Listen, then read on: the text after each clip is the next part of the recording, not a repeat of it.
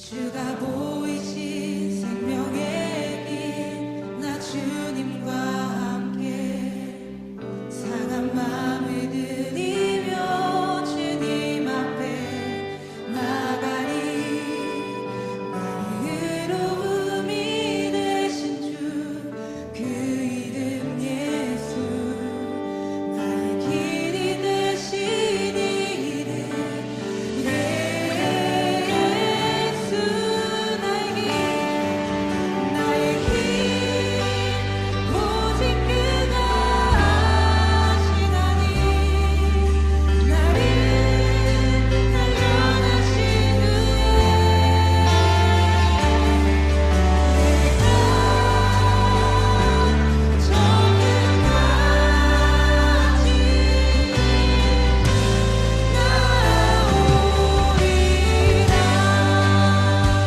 할렐루야. 오늘도 말씀과 기도로 하루를 여는 여러분을 사랑하고 축복합니다. 사람이 모인 곳에는 늘 분위기라는 것이 있죠. 어떤 모임은 함께하고 싶어집니다. 서로를 배려하고 마음이 편안해지며 새로운 사람과도 자연스러운 만남을 할 수 있는 공간인 것이죠. 반대로 어떤 모임은 어색합니다. 말하는 사람만 말하고 자기 주장만 강하며 처음 온 사람은 어디에 있어야 할지, 무슨 말을 해야 될지 모르겠는 그런 분위기 말입니다. 교회도 마찬가지입니다. 교회는 단순히 사람들이 모인 장소가 아닙니다. 하나님께서 부르신 사람들이 함께 세워져가는 공동체입니다. 오늘 본문에서 바울은 고린도 교회에게 공동체의 모습을 가르쳐 줍니다. 이를 통해 하나님께서 기뻐하신 공동체는 어떤 모습이어야 하는지 함께 묵상하게 됩니다. 함께 묵상 하나님 말씀은 고린도전서 14장 20절로 40절까지입니다. 말씀 듣고 묵상 나눔하겠습니다.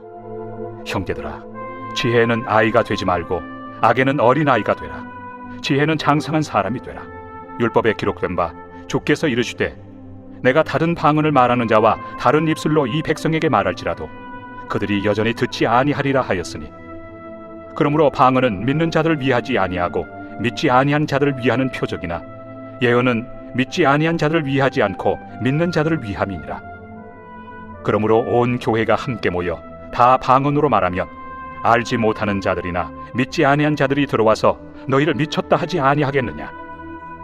그러나 다 예언을 하면 믿지 아니하는 자들이나 알지 못하는 자들이 들어와서 모든 사람에게 책망을 들으며 모든 사람에게 판단을 받고 그 마음에 숨은 일들이 드러나게 되므로 엎드려 하나님께 경배하며 하나님이 참으로 너희 가운데 계신다 전파하리라.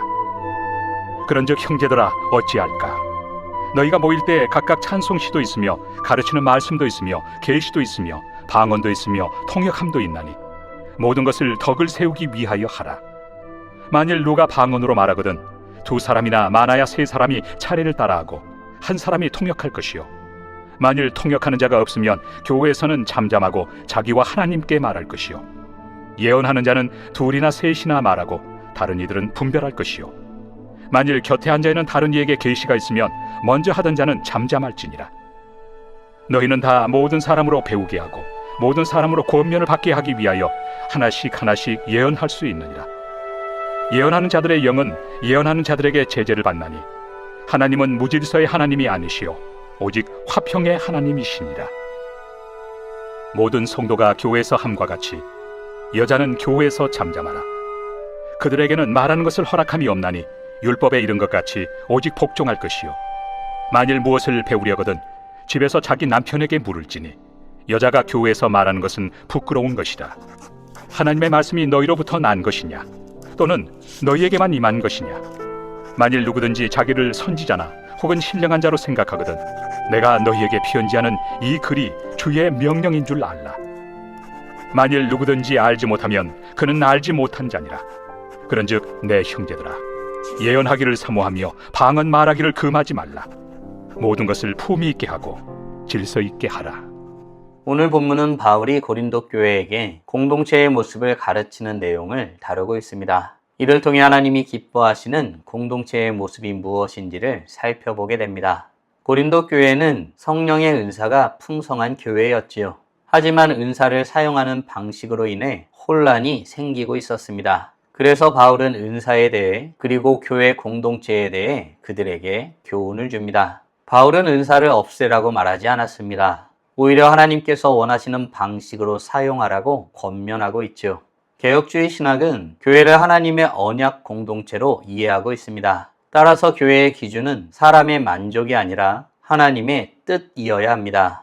바울은 형제들에게 지혜에는 아이가 되지 말고 장성한 사람이 되라고 권면합니다. 그리고 도리어 악에는 어린아이가 되라고 말하지요. 은사가 왜 주어졌는지를 알고 그에 합당하게 하나님이 기뻐하시는 방식으로 사용하라는 뜻입니다. 하지만 바울은 이를 사용함에 있어서 역설적인 표현을 합니다. 어떻게 사용하라고 말하였을까요? 24절, 25절입니다. 그러나 다 예언을 하면 믿지 아니하는 자들이나 알지 못하는 자들이 들어와서 모든 사람에게 책망을 들으며 모든 사람에게 판단을 받고 그 마음에 숨은 일들이 드러나게 되므로 엎드려 하나님께 경배하며 하나님이 참으로 너희 가운데 계신다 전파하리라. 바울은 교회 공동체가 어떤 역할을 해야 되는지를 말하고 있습니다. 교회는 사람을 감탄시키는 곳이 아니라 하나님을 만나게 하는 곳입니다. 믿지 않는 사람들이 공동체 안에 들어오게 되죠. 그들은 사람들의 은사나 재능에 감탄하지 않습니다. 오히려 하나님의 말씀을 통해 자신들의 모습을 발견하게 됩니다. 숨겨진 마음이 드러나고 결국 하나님 앞에 경배하게 되는 것이죠. 이것이 교회의 중요한 사명입니다. 교회는 사람을 유명하게 만드는 것이 아니라 하나님을 드러내는 곳입니다. 그런 의미에서 은사를 하나님께서 주신 사명에 맞춰 사용해야 한다고 말하고 있는 것입니다. 사랑하는 성도 여러분, 나는 하나님께서 주신 재능과 은사를 사람들로 하여금 하나님께 가까이 오도록 하는 일에 사용하고 있나요? 바라기는 무엇보다 하나님이 어떤 분이신지를 전하기 위해 재능과 은사를 사용하길 힘써 행하는 복된 하나님의 자녀들 되길 간절히 소원합니다. 바울은 모든 것을 덕을 세우기 위해 하라고 말하고 있죠. 그것을 위해서는 하나님께서 정하신 질서 가운데 그 모든 것을 감당해야 합니다. 왜 그렇게 행하여야 할까요? 33절입니다. 하나님은 무질서의 하나님이 아니시오 오직 화평의 하나님이시니라.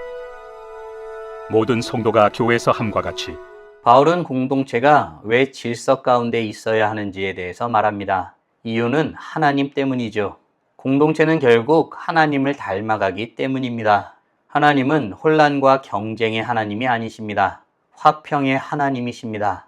그래서 하나님의 백성이 모인 곳에는 화평이 나타나야 합니다. 질서는 단순히 규칙을 지키는 것을 의미하지 않죠. 서로를 존중하고 배려하는 것을 말합니다. 내가 하고 싶은 말을 잠시 멈추고 다른 사람을 세워주는 것이 그런 모습입니다. 내가 드러나는 것보다 공동체가 세워지는 것을 더 기뻐하는 모습 말입니다. 이렇게 하나님의 성품이 공동체 안에 드러날 때 공동체는 건강하게 자랍니다. 사랑하는 성도 여러분, 나는 하나님께서 세우신 질서 가운데 화평을 만드는 일을 힘써 행하고 있나요? 바라기는 질서와 화평의 하나님이 기뻐하시는 일을 이루기를 간절히 소원하며 순종하는 모습으로 나아가는 복된 하나님의 자녀들 되길 간절히 소원합니다. 바울은 모든 것을 질서 가운데 덕을 세우기 위해 행하라고 가르칩니다. 그리고 그 질서 안에 민감한 부분도 이야기하지요. 상대적으로 우열을 가리는 것처럼 보이는 것에 대해서도 이야기합니다. 그런데 바울은 이 모든 것을 어떤 원리에 근거하여 말하고 있을까요? 39절, 40절입니다. 그런즉 내 형제들아 예언하기를 사모하며 방언 말하기를 금하지 말라. 모든 것을 품위 있게 하고 질서 있게 하라. 바울은 마지막에 균형을 보여줍니다. 은사를 무시하지 않죠. 예언도 사모하고 방언도 금하지 말라고 말합니다. 그러나 그 모든 것을 반드시 질서 가운데 이루어져야 한다고 말하고 있죠. 하나님은 은사를 주시지만 그 은사가 공동체를 무너뜨리는 일에 사용되기를 원하지 않습니다. 공동체를 세우고 덕을 이루며 하나님을 드러내기 위해 사용되기를 원하십니다. 우리도 마찬가지입니다. 하나님께서 우리에게 주신 재능과 경험, 직분과 역할은 공동체를 세우기 위한 선물입니다. 교회는 혼자 빛나는 곳이 아니라 함께 세워져 가는 곳입니다. 사랑하는 성도 여러분, 오늘 우리는 바울이 고린도 교회에 공동체의 참된 모습에 대해서 가르치는 내용을 묵상하였습니다. 다음 질문들을 통해 말씀을 정리하고 더 깊게 묵상해 보길 원합니다. 나는 사람들로 하여금 하나님께 가까이 하게 하는 삶을 살아가고 있나요? 아울러 나는 하나님께서 주신 은사와 역할로 공동체 안에서 화평을 만들고 있나요? 질서 가운데 공동체를 온전히 세워나가는 삶을 살아가기 위해 지금 당장 할 수 있는 일은 무엇이 있을까요? 묵상하신 대로 주님 앞에 나아가 찬란하게 빛나길 간절히 소원합니다. 다 함께 기도하겠습니다. 살아계신 하나님 감사합니다. 오늘도 우리에게 복된 날을 허락하여 주시고 주의 말씀으로 하나님이 어떤 분이신지, 무엇을 원하시는지, 우리가 어떤 존재이고 어떻게 살아야 하는지 깨닫고 고백하게 하심에 감사드립니다. 하나님께서 주신 은사는 교회 공동체를 위해서 사용해야 합니다. 그 은사의 유익이 크지만 그렇다고 해서 다양한 신앙의 모습을 가진 공동체의 각 사람을 배려하지 않고 내 맘대로 하라는 뜻은 아닌 것을 말씀을 통해서 확인하게 됩니다. 하나님께서 주신 은사의 목적은 교회를 세우는 데 있습니다. 사람을 살리고 그들과 함께 아름다운 공동체를 이루는 데 있습니다. 때에 따라 은사를 발휘하며 하나님께서 주신 질서 가운데에 아름다운 공동체를 세워나가기를 힘쓰는 우리 모두가 될 수 있도록 은혜 내려 주시옵소서. 이로써 우리의 모습들이 점점 성숙하여지고 하나님께서 보시기 원하시는 모습으로 거룩하여지길 간절히 소원합니다. 이로써 찬란하게 빛나는 우리 모두가 되게 하여 주시고 오늘도 주님과 함께 살고 이웃과 함께 살아 우리의 삶을 통하여 영광 돌리게 하여 주시옵소서. 이 모든 말씀 우리 주 예수 그리스도의 이름으로 기도드리옵나이다. 아멘.